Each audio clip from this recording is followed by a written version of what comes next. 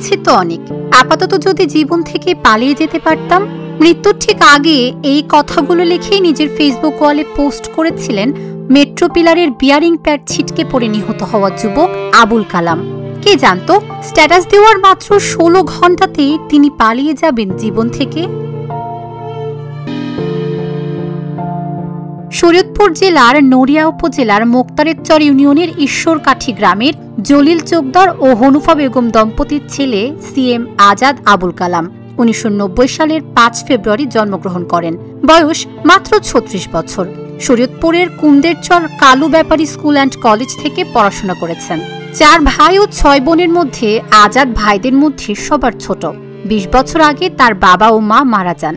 এরপর তিনি বড় হন বড় ভাই ও বোনদের কাছে। সংসারের স্বাচ্ছন্দ্য ফেরাতে 2012 সালে মালয়েশিয়ায় যান আজাদ।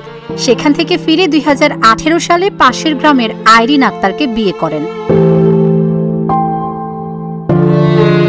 দাম্পত্য জীবনে তাদের 6 বছরের এক ছেলে ও 4 বছর বয়সী এক মেয়ে আছে।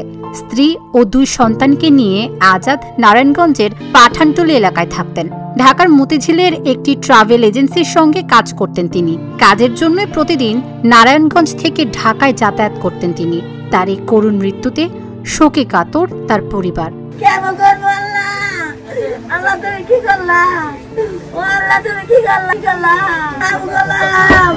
গণমাধ্যমের সংবাদে পরিবারের সদস্যরা তার মৃত্যুর খবর জানতে পারেন।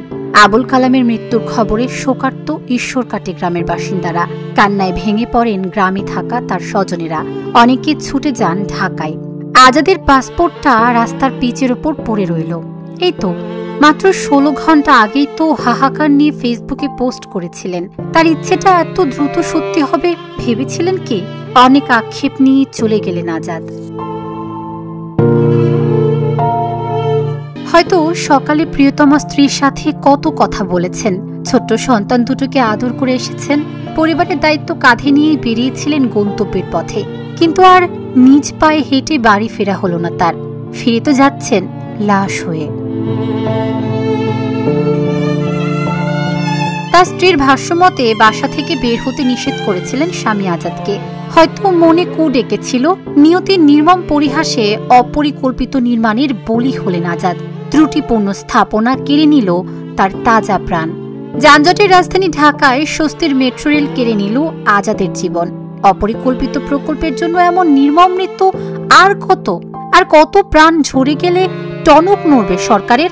মৃত্যু কতটা সহজ। হাজার হাজার মানুষ নগর জুড়ে এমন নানা অপরিকল্পিত স্থাপনার বলি হচ্ছেন প্রতিনিয়তই। মেট্রো রেলের অনিরাপদ অবকাঠামো ও যান্ত্রিক ত্রুটি যেন আর কোনো মৃত্যুর কারণ না হয়, আর কোনো আজাদের যেন এমন করুণ পরিণতি না হয়। হারিয়ে না যায় কোনো স্ত্রীর অবলম্বন, সন্তানদের মাথার ছাতা। সঠিক নগর পরিকল্পনা ও ত্রুটিহীন মেট্রো রেল এখন সময়ের দাবি। তাবাসসুম সেজুথি, ঢাকা জার্নাল।